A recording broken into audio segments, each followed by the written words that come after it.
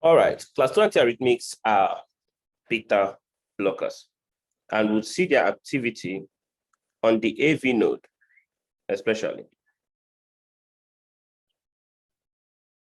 We'll see the activity on the AV node. We have phase 4, we have phase 0, we have phase 3, and then we are back to resting phase 4. So right here, you already see a difference between the waveform for the AV nodal electrode potential or action potential versus that for the myocardial action potential. Phase 4 here is actually as a result of opening of funny, and you need to know this, T-type, guess we should write this somewhere else. It's the result of opening of funny T-type calcium channels.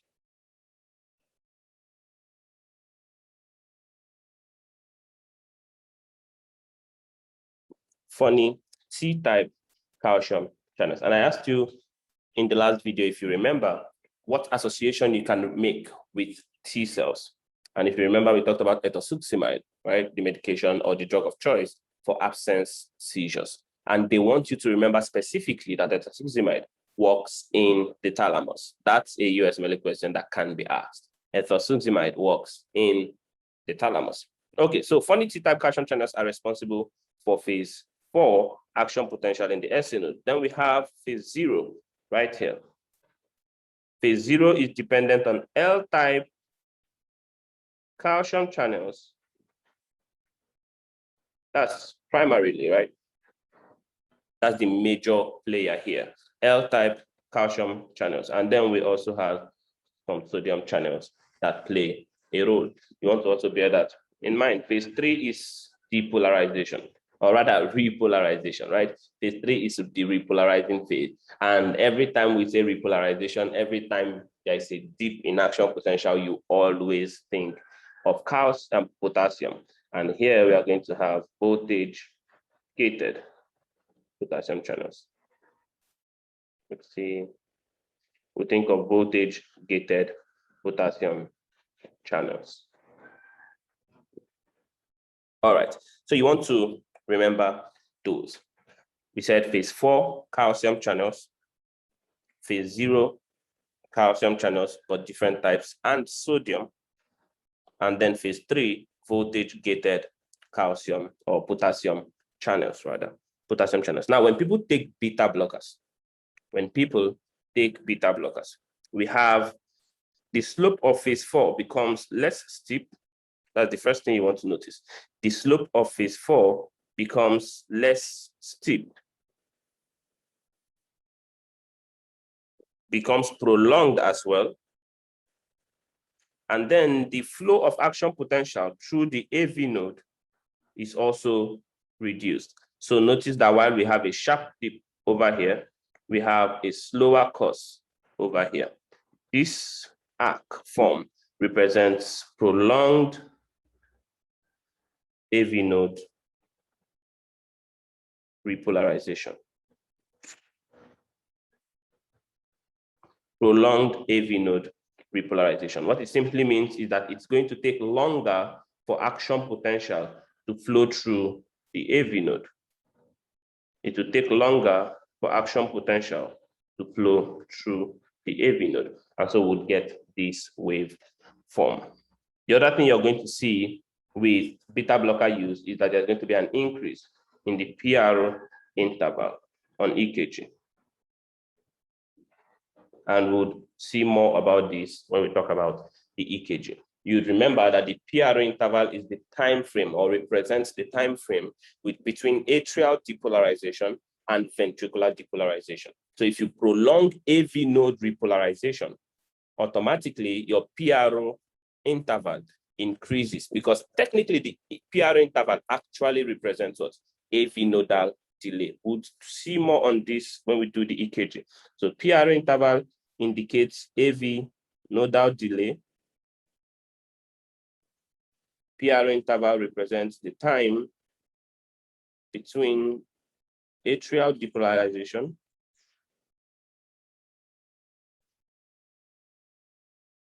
and ventricular depolarization.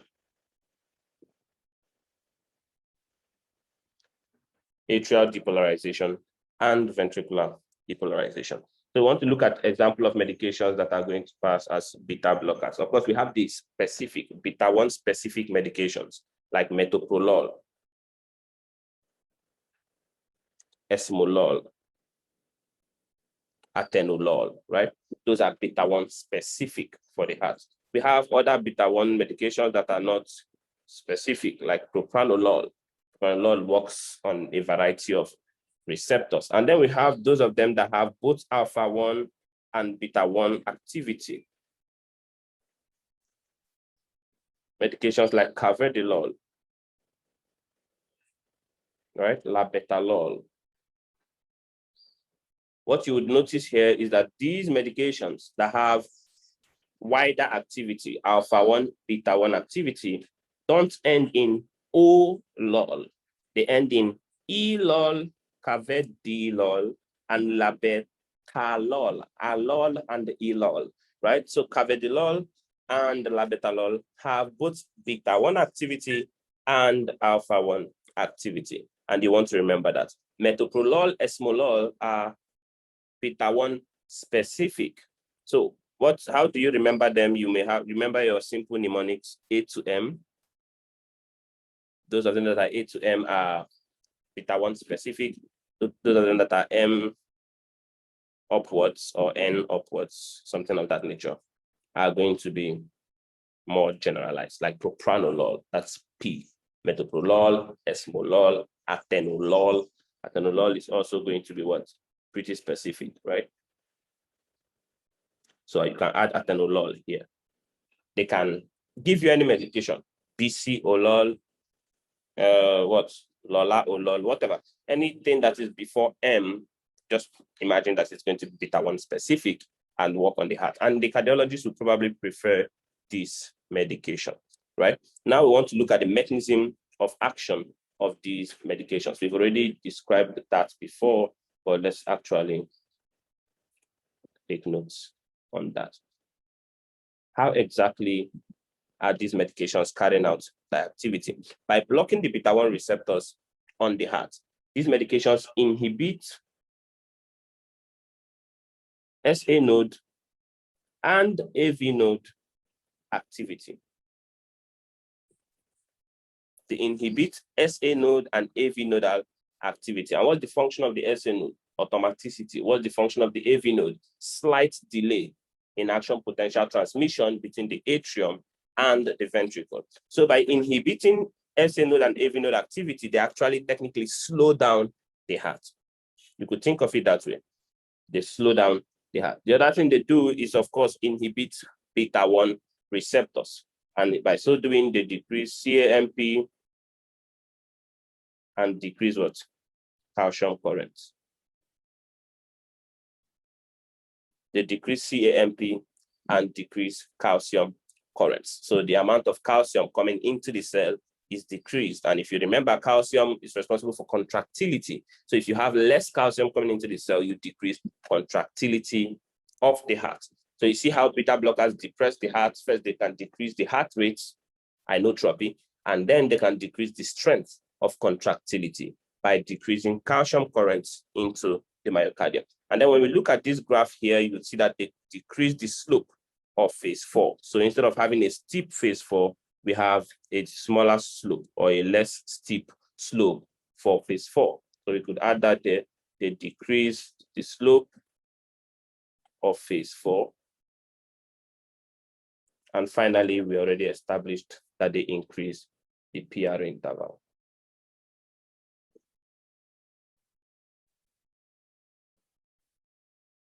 They prolong the PR interval. Now we have to talk about side effects. Obviously, for all these medications, we like to highlight their side effects. What are the side effects of beta blockers? Now, there are beta receptors in other parts of the body. One of those areas is going to be the bronchi, the respiratory tree, right? When you consider the respiratory tree, we have a lot of beta receptors there, and their function is bronchodilation. Beta 2 receptors especially, their function is what? Bronchodilation. So when you give beta blockers, especially the wide-acting ones like propranolol, there's a potential or a likelihood that you're going to be occluding or blocking those beta 2 receptors in the respiratory tract, and that will cause bronchodilation. bronchoconstriction, right? Bronchoconstriction. Bronchoconstriction. Now, having bronchoconstriction is not just where the problem is. The problem is if this bronchoconstriction is occurring in a patient with asthma or a patient with COPD, then we have a problem. So beta blockers, therefore, can cause asthma or COPD exacerbation. An asthma patient with bronchoconstriction is going to be in trouble. So we'll be careful with these medications in asthma patients. The next thing that they are thought to cause is impotence. This is not going to be a high point on your exam because actually most patients that are on beta blockers that develop impotence, especially if they've had myocardial infarction before, it's thought that they are more likely having erectile dysfunction or impotence as a result of psychiatric kind of thinking. So it's in their head, sort of, right? When you have an MI, you are a little careful about increasing your heart rate or doing anything that increases your heart rate. So beta blockers have a role there, but there's also a psychological kind of component to it, making this a not so big point on your exam. But bronchoconstriction, very important. They will slow down the heart rate, and if they slow it down too much, the patient may develop bradycardia. They will block your AV node and increase PRO interval. If they block it too much, the patient is going to develop AV block. That's heart block right there. And then finally, they can actually cause heart failure.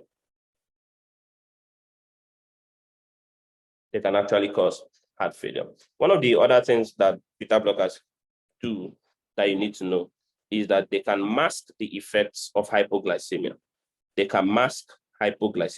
Now, when people have hypoglycemia, you're going to have symptoms like increased heart rate, right? And general symptoms surrounding hypoglycemia. If a person is taking beta blockers and they're supposed to have increased heart rate, and beta blockers are suppressing their heart rate, there's no way then that we'll be able to tell that this person has hypoglycemia. If they're supposed to be sweating, but because of the effect of the beta blockers, they are not sweating. If they're supposed to be shaky or trembling, and because of the effect of the beta blocker, they are calm, they're not shaking, they're not trembling, then we wouldn't be able to tell that they have hypoglycemia. You have the beta blocker masking the signs and symptoms of hypoglycemia, right? And then we have specific side effects that you may want to know. For example, you want to remember that metoprolol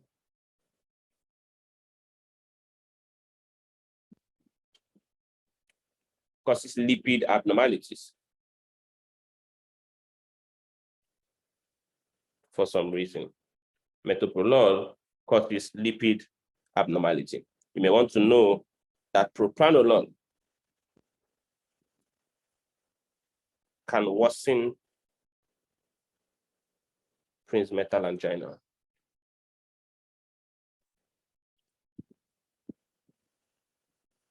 Metoprolol can cause lipid abnormalities, and propranolol can worsen Prince metal angina. You want to bear all of those things in mind. The next question becomes, what if your patient overdoses on beta blockers?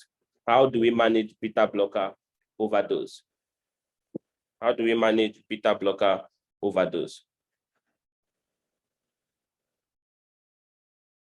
Two medications you have to remember. One is glucagon, the second is atropine.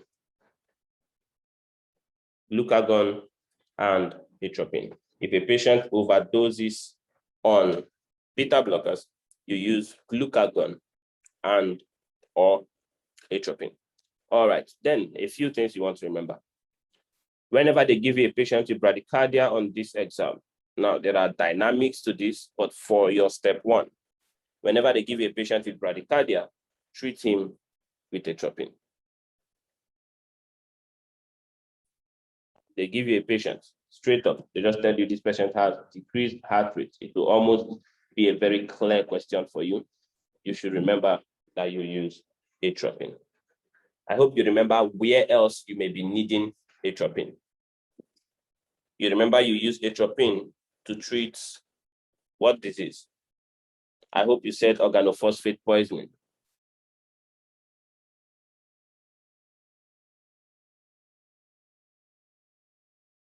I hope you said organophosphate poisoning. So organophosphate poisoning, again, use atropine. What else can you use atropine to treat? Are you thinking of physostigmine toxicity?